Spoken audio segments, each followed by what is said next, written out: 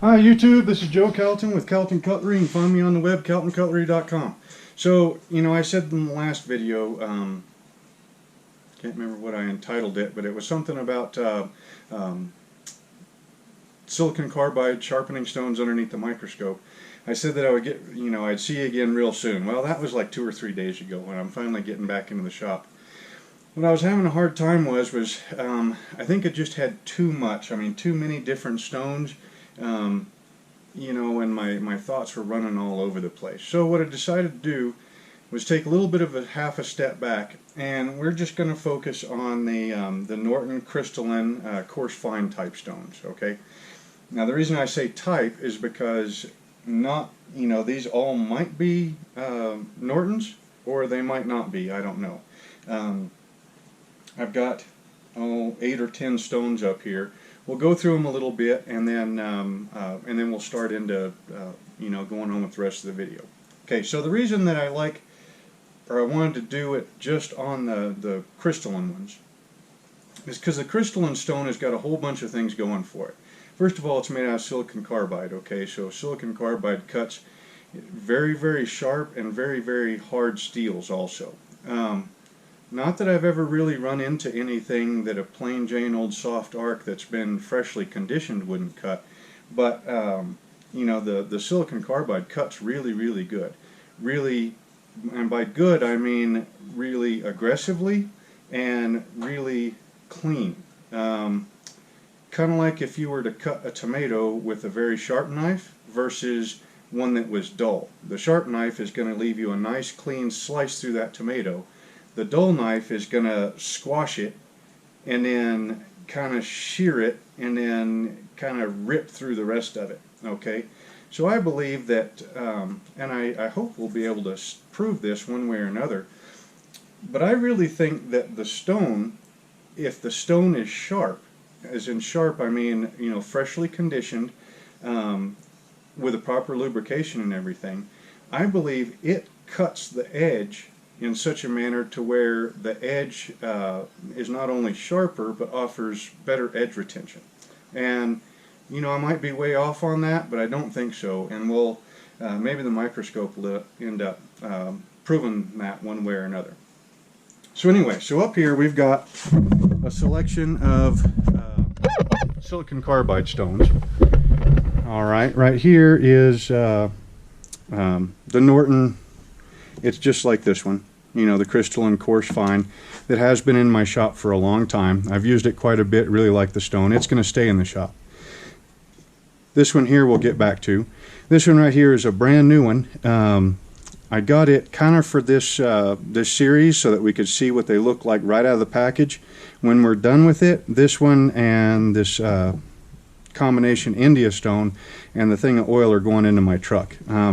Too many times, like going up hunting with somebody, they pull out their knife, it's just completely dull. A butter knife would be better suited to that, and I end up grabbing a rock off the side of the road to sharpen their knife up for them.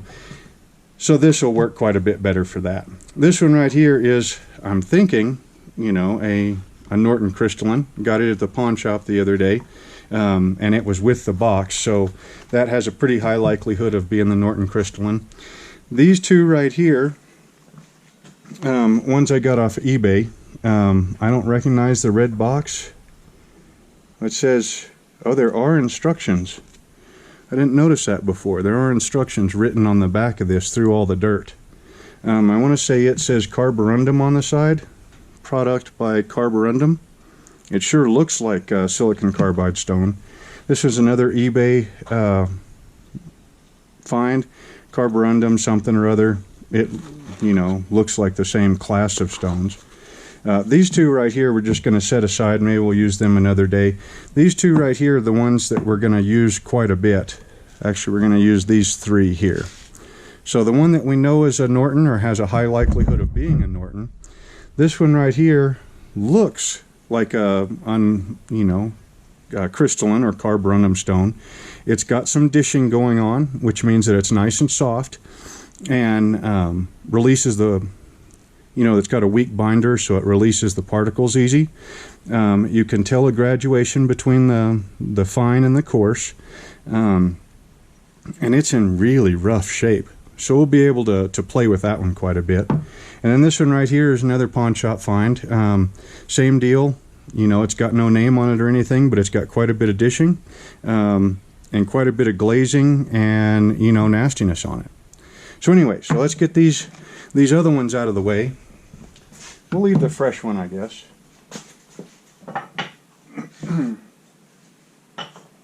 Oh, so this stone right here, I said I'd tell you about it in a little bit. This one is sold, or was sold by Norton. I think I got it at Home Depot. And I think it was labeled an economy stone. It was sold in a blister package instead of in one of these nice boxes. And it is, it looks like a silicon carbide stone, and it looks like the crystalline stone, but it don't act like it. Okay, it is super, super hard. You can't hardly get the, you can't hardly refresh it like with a file, and it doesn't release the particles on there. So, you know, if you run into one of those, they're not these other ones. Okay, I'm not really sure what they are, but honestly, I haven't found a use for this stone, which is why it's so dirty. It just sits on a shelf instead of being in the drawer with the nice stones. Okay, so let's see. So these stones right here, the reason that I like them so much is first, they cut fast, they cut clean. And the binder is weak. Okay, so these stones are very similar to like a water stone. Okay, and if you type in, you know, YouTube search and you're looking for flattening, sharpening stones, most of the videos that you get will be on flattening water stones, because water stones have got such a weak binder that they are very easy to flatten. You know, I've seen guys pour water on their shop floor and flatten water stones on the concrete on their shop floor, and it works just fine. I tried that with oil stones once, and it didn't do squat except for make a big old mess. Okay, so and you know, by having a weak binder and release an abrasive, it helps them to cut sharp and cut clean more so than like a hard arc or a soft arc or something like that. Okay, so we went to introduce the stones. These are the three that we're going to work with. This is just going to stay off to the side for a reference. I have on here to take an edge off of the stone as is, and I think that's going to be pretty much a waste of time. So we're going to start off with this one since it's so nasty, and I'd really like to see what it ends up cleaning up. So how we're going to do this is that we're going to take the stone. We'll take a close look at it up underneath the microscope. Then we will, you know, we can do a scratch pattern off of it just the way it is. Then we'll wash it in Dawn, and then do another scratch pattern test. Then we will we'll try a couple of different methods that I have over here for cutting and flattening. I guess I might as well get the introduction, all this out of the way. So we've got a cinder block. We got a cinder block. I don't know if there's a lot of difference in cinder blocks or not, but this is a cinder block out of the backyard. We have got some coarse sand, you know, so that we'll do the cinder block as it is, and then we'll do some sand with it to see if the loose particles help. We have got one of Norton's flattening stones that they sell a lot of times with kits with their water stones. We've got an El Cheapo Harbor Freight diamond stone. Got 200, 300, 400, and 600 grits. We have got a couple of old files. I've got a coarse one and a fine one. These are Nicholson Black Diamond, you know, just old shop files. We have got a granite tile and two different kinds of sandpaper. Norton or 3M. I think this is a like a ceramic type paper, 80 grit, and then a silicon carbide in 220 grit. Couple of cleaners, and then over here we have, now down there is my normal piece of plate glass that I use to flatten and condition stones, and this is the silicon carbide that I normally use. Now, when I ordered this, I had no idea what I was ordering, okay? So I got on, I think, Amazon, but this is that's the information that came in the packaging. Okay, this is 600 grit. I've got 600, 220, 60, 90, and 36. Okay, it all came from that place. When I ordered it, I ordered 5 pounds. I had no idea if 5 pounds was a lot or a little, or how much I was going to be using of it. Now I know 5 pounds of each grit is a lot. Okay, I highly doubt I will ever finish that box off. Then this right here is where I normally keep this silicon carbide in, these pellet tins, and then the tumbler media grit pack. Now it just says 4 ounces of coarse, 4 ounces of fine, the polish and the pre-polish. I haven't really played with the polish and the pre-polish all that much. That's really, really fine. I think maybe if you were, you know, like dressing a hard arc, black, or translucent to do straight razors, you might use this stuff. For everything else, I would just stick with the coarse and the fine. It doesn't say what grit those two are, so we will we'll compare them to the known grit, you know, the stuff that I bought. I picked this up for $13 at Harbor Freight. So I think that would be a really easy way for folks to get into this.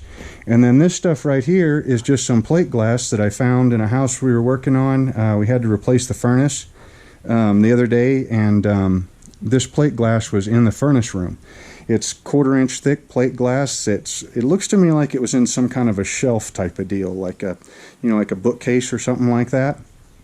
But it looks like plate glass, so we'll use that. Okay, so first things first, what we need to do is we need to grab some steel to do scratch patterns on. So this is my junk box.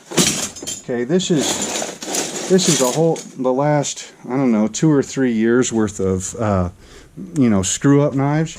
You know, knives that I've you know, I overground, or the grinds weren't clean, or you know, burned a spot, or they just didn't come out like the way I wanted them to. So we're going to want three or four pieces of 1095 that are all going to be fairly thick, so that one will work. I think that'll, what's on the bench will be plenty.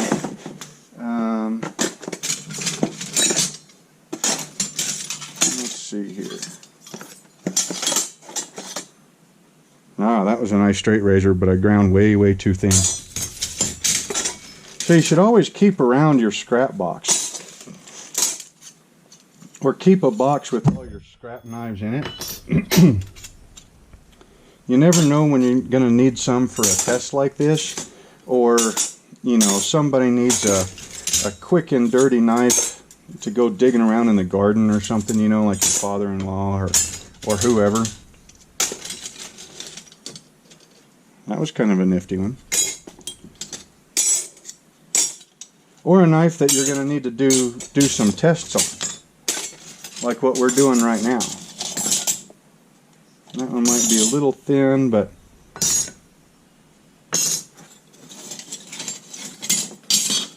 you know, I think that ought to be plenty.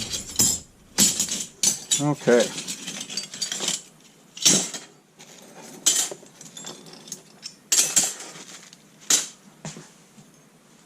Alright, so get that out of the way. Okay, so now let's take one of these and our stone here. So this looks like this is going to be our coarse side.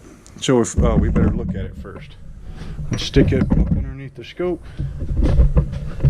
Well, first let's look at it through the naked eye. Okay, you can tell that this stone has not seen very much love. It looks like somebody was abrading copper with it. There is oil and dust and just all kind of nastiness. There's a chip, there's Let's see if you can see that. I don't want to point you straight up to the light, but there we go. Yeah, see how out of flat that is? It's just in really rough shape. So let's stick it up underneath here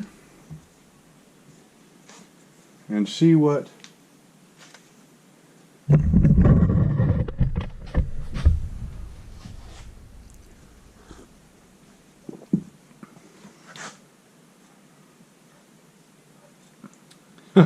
look at that. You really just can't see much of anything. It seemed like on the last video that the screen was kind of tilted funny, so it was let's see how that's going to work maybe. Okay.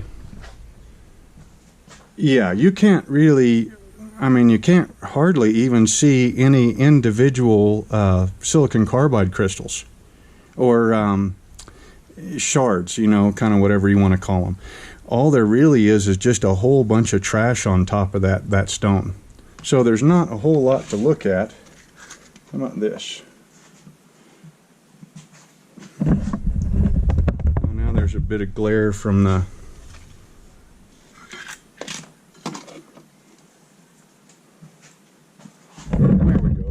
ought to be about as good as we're going to get.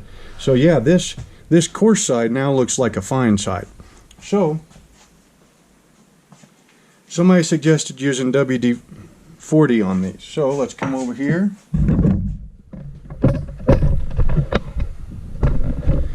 And we will take some WD-40.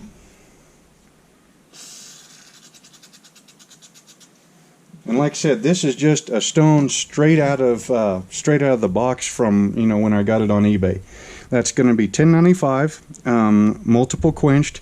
Rockwell hardness is, I mean, I don't have a tester. The one that I did get sent off a long time ago came back in the low 60s. From a file test, I would agree with that. So let's go ahead. We'll go on this side. Okay, now first of all, I don't know if y'all can,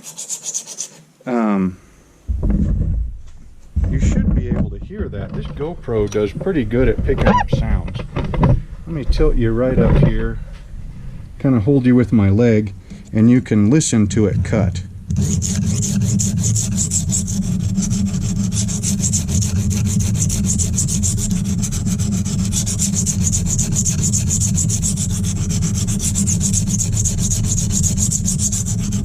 Okay, that sounds to me more like it's skipping rather than cutting. But now, since this is just a trash knife and we know we're going to be redoing the surface, let's increase the pressure quite a bit and see what we get.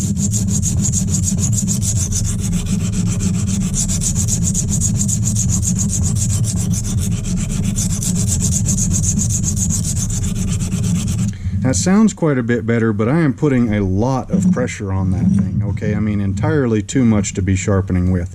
So let's give it a couple of more strokes at the, you know, the normal sharpening pressure there, which would be, I don't know where my bathroom scale is. I would guess, maybe a pound, maybe 2 pounds worth of pressure, just to kind of even up our scratch pattern.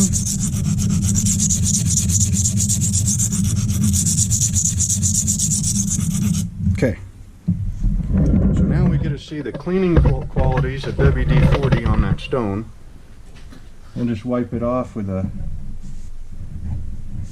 shop rag here. We'll kind of blot the stone with the shop rag so that we don't leave very much of the fabric there. Alright, now let's look at the stone first. Oh, now that looks quite a bit better.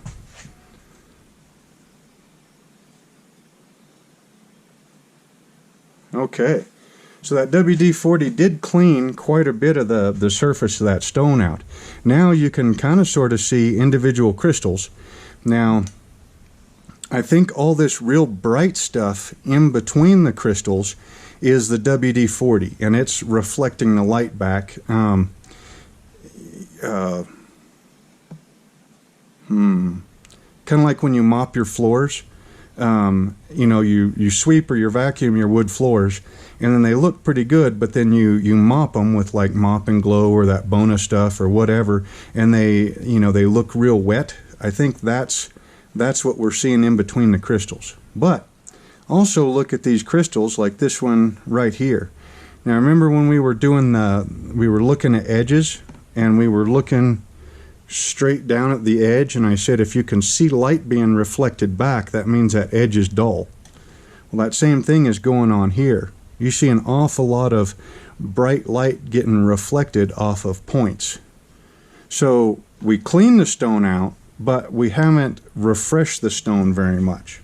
Okay, so that's the stone. Now let's look and see what our scratch pattern looks like on the edge.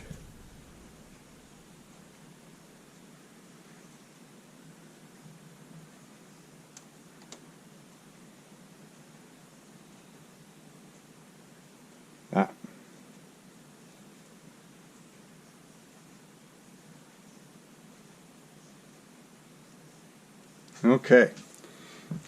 Now we didn't actually take it down to an edge, but I really don't think that we're going to need to, because we should be able, you know, to stop and pause and rewind this video and be able to, you know, take a look at the scratch pattern, you know, on this stone as we go from, you know, dirty to clean, and then to refreshed on a couple of different methods. All right, so this is what it looks like with the stone fresh out of the box, just with WD-40. Okay, now, and then we will label this. Let's grab a marker. Let's go dirty. Okay, so we labeled that dirty. Okay, now the way I usually wash these stones is with Dawn.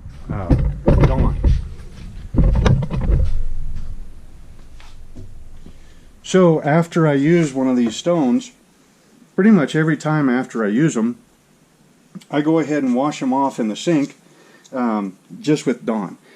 We're not going to bother soaking this thing, because honestly the oil and the grime that's down inside the stone, since I wash them after every time I use them, I don't really see the point in like degreasing it. Okay.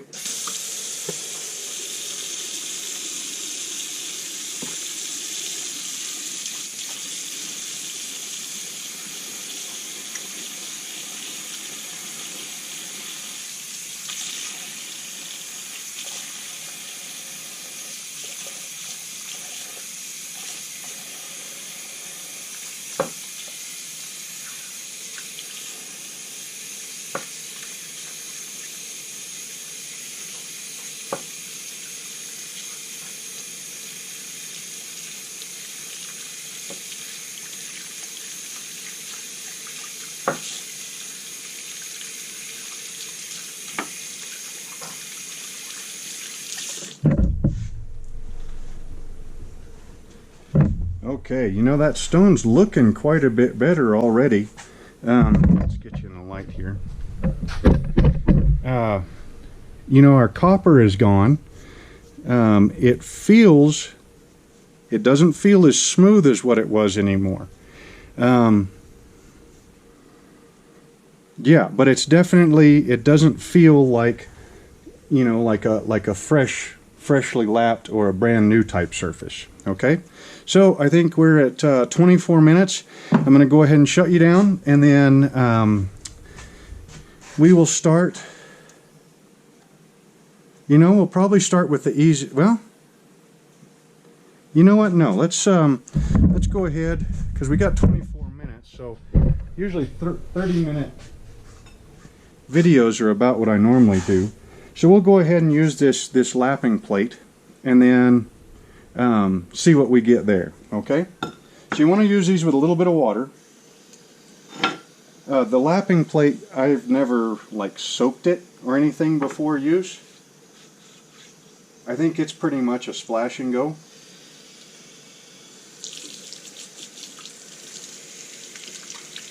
Okay, so we'll take our coarse side,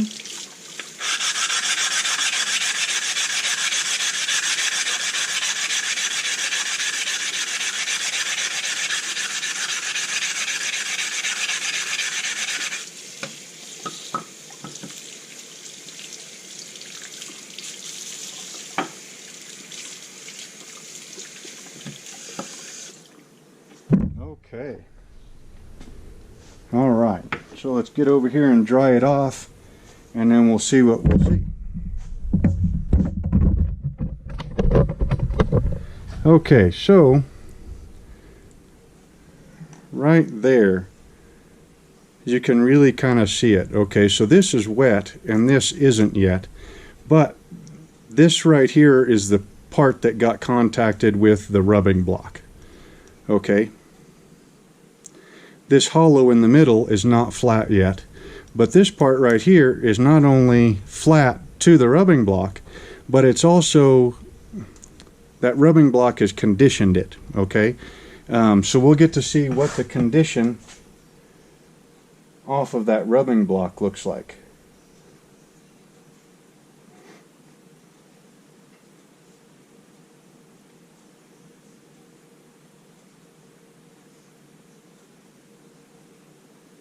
Okay, so let's find the edge of the stone. There it is. Okay, so there's the edge of the stone. Let's bring it in a little bit so that we know we're on the edge. Okay, so now we're starting to see, now you can really start to see these individual crystals, right? Okay. The space, you know, is no longer, or the surface of the stone is no longer super clogged. Okay, so we've stripped a good couple of layers off that stone. But you can see that also we've still got an awful lot of light reflecting off of the cutting surfaces of those shards.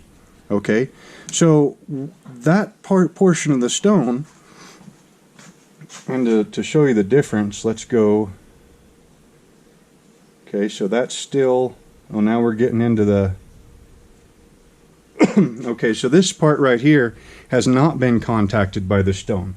It's still got, I mean, it's still a solid mat of trash.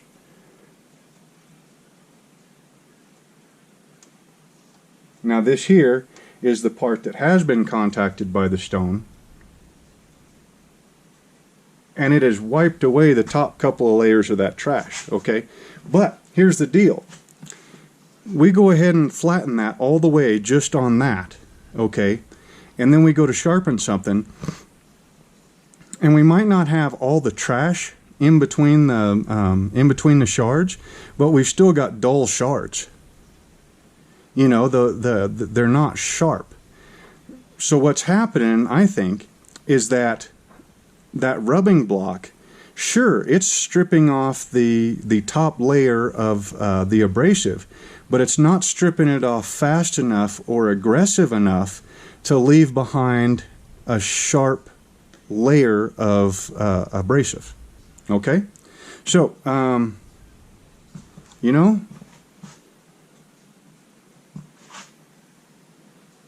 yeah, we don't have quite enough of that. Well, let's try it anyway. Yeah. So let's go ahead and we'll just sharpen right here on the corner. We'll take some mineral oil, because that's what I usually like to run with. Okay, now this corner right here is clean. Okay, as in it doesn't have that mat of trash on it. So let's just go ahead and see if we can't get a scratch pattern going there. Now, let's get you down here so you can hear that too. Now see, this is sounding way better.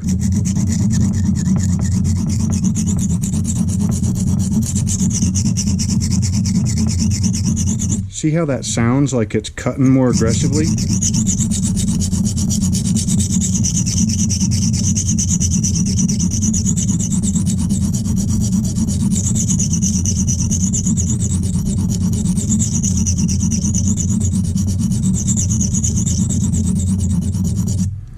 Okay, and I don't know if you're going to be able to see it or not, but we're actually developing a slurry.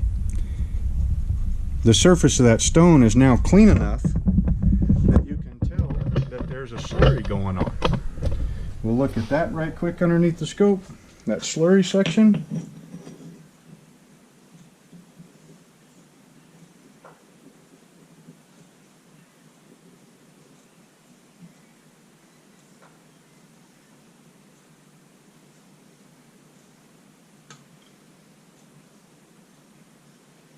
There, you can kind of sort of tell that some of these particles are loose and they're floating on top of the other ones, and then you've got, I just saw, you can kind of see some of that oil settling in as we're sitting here watching it. Okay, so now let's, did we get a scratch pattern, or did I not sharpen enough?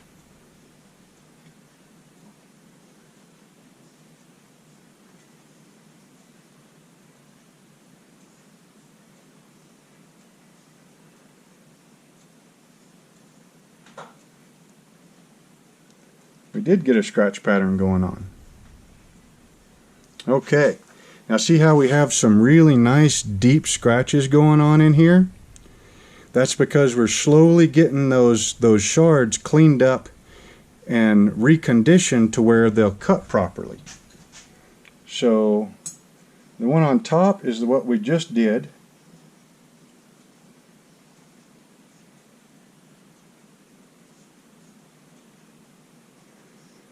I doubt we'll be able to get both of them to focus at the same time. Oh no, look at there. Oh, maybe not. Okay, so see how much deeper? See how much deeper these scratches are on average than these ones? That's because that stone's getting cleaned. It's getting cleaned and it's starting to get reconditioned. Alrighty, so let's go ahead and, so we got this one is labeled dirty. So this one, let's label rubbing stone. Okay, now I'm going to go ahead and shut you off, and then we'll come back and we'll continue flattening this stone. We'll go through the the sandpaper, the diamond stone, and the cinder block, and then we will finish with the silicon carbide, doing these scratch pattern tests the whole way, and then see what we end up with. So again, this is Joe Calton with Calton Cutlery. You can find me on the web, caltoncutlery.com. Hope you enjoyed the video, and we will see you here in a little bit.